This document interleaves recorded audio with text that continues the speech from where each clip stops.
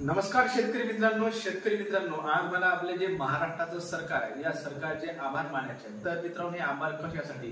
तर मित्रांनो, एका विषयामध्ये सरकारने पुन्हा महाराष्ट्र राज्याचा नंबर 1 हा मित्रांनो राखलेला आहे। आणि तो कशात? तर मित्रांनो, तो नंबर राखलेला आहे शेतकरी आत्महत्यामध्ये। मित्रांनो, तुम्ही बरोबर ऐकता, दरवर्षीप्रमाणे यावर्षीही महाराष्ट्र शेतकरी आत्महत्यामध्ये नंबर 1 हा पूर्ण देशातून आलेला आहे। तर मित्रांनो, ही सरकारसाठी चांगली गोष्ट आहे की वाईट गोष्ट आहे हे मला माहित नाही, पण आपल्या शेतकऱ्यांसाठी ही मात्र एक खूप हतबल करणारी मित्रांनो गोष्टी आहे।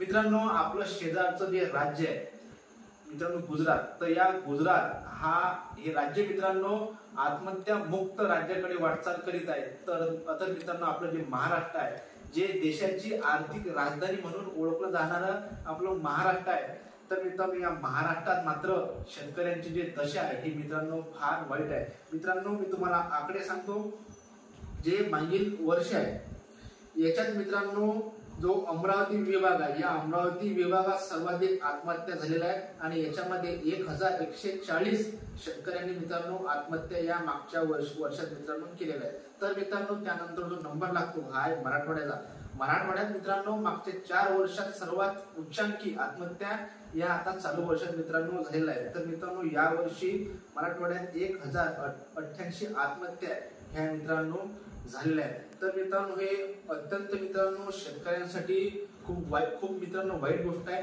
आणि ह्या आत्महत्या होतात कशा?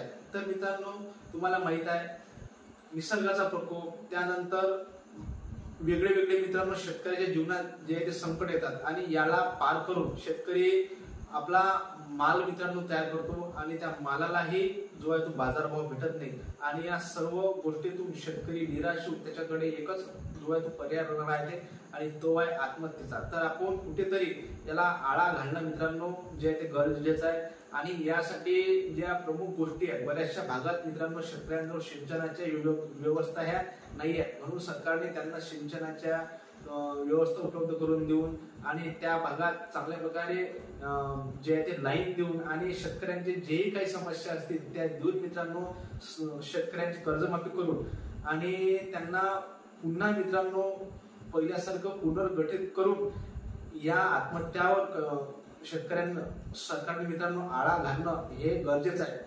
म्हणून येणाऱ्या काळात सरकार शेतकऱ्यांसाठी काही नवीन योजना घेऊन येईल आणि ह्या आत्महत्याचं जे सत्र आहे हे मित्रांनो कुठे ना कुठे संपतील, मी एक अशीच आशा बाळगतो। आणि सरकारला कुठेतरी मित्रांनो हा आरसा दाखवण्यासारखा आहे की अजूनही महाराष्ट्रातला शेतकरी हा मित्रांनो खूप मांग आहे, म्हणून या शेतकऱ्यांसाठी काही कामं करणे हे गरजेचं आहे। तर मित्रांनो, ही कशी वाटली तुम्हाला माहिती आपल्याला कमेंट करून नक्की कळवा आणि हा व्हिडिओ आपल्या अधिकाधिक शेतकरी बांधवांपर्यंत नक्की शेअर करा आणि व्हिडिओ तुम्हाला आवडला असेल तर आपल्या व्हिडिओला नक्की लाईक करा।